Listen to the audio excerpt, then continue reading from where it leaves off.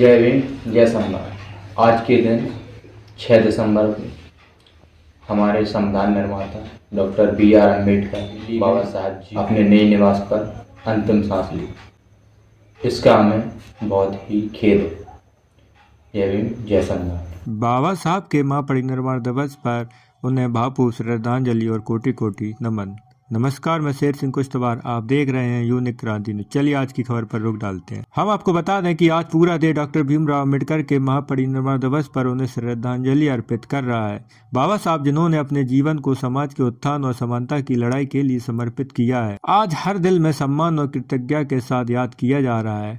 वहीं हम आपको बताते कि गांव छिदी के निवासी अनुज चौधरी ने इस अवसर पर बाबा साहब के कार्यों और उनके त्याग बलिदान पर प्रकाश डाला। अनुज चौधरी ने बताया कि किस तरह बाबा साहब ने अपने पूरे जीवन में शिक्षा, सामाजिक न्याय और समानता के लिए संघर्ष किया। उनके योगदान को भुलाया नहीं जा सकता, क्योंकि उन्होंने भारतीय संविधान का निर्माण कर न केवल देश को दिशा दी, बल्कि उन तबकों को भी न्याय दिलाने का प्रयास किया जो सदियों से शोषित थे।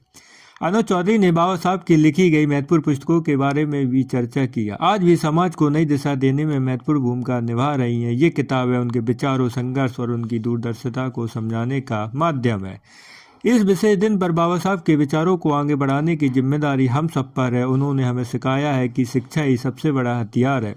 बाबा साहब का जीवन हमें यह प्रेरणा देता है कि चाहे कितनी भी कठिनाइयां आए, अगर हमारे इरादे मजबूत हैं तो हम किसी भी लक्ष्य को प्राप्त कर सकते हैं। आइए सुनते हैं अनुज चौधरी ने बाबा साहब के विचारों पर क्या संदेश दिया। हम और आप जानते हैं कि जैसे कि जीना मरना एक संघर्ष है, जो बाबा साहब डॉक्टर बी.आर. अम्बेडकर जी ने किया, उसे हम एक उपहार के रूप में स्वीकार करते हैं।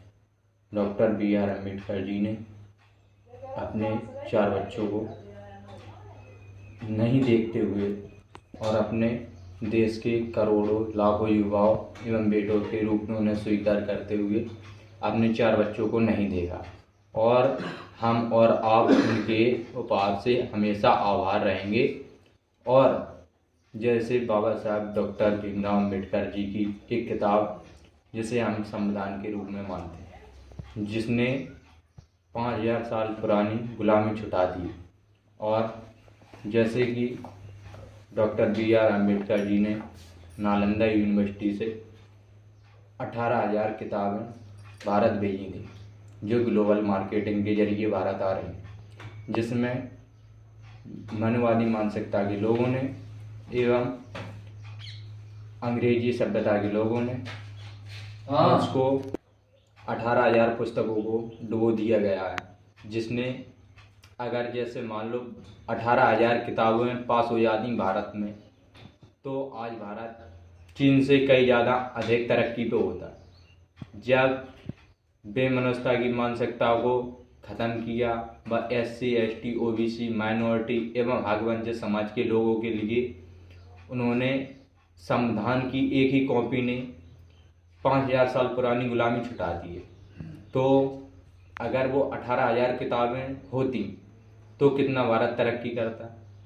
और जैसे मान लो बाबा साहब हमें एक उपहार के रूप में दे के गए हैं कि उनके कारोबार को आगे बढ़ाया जाए।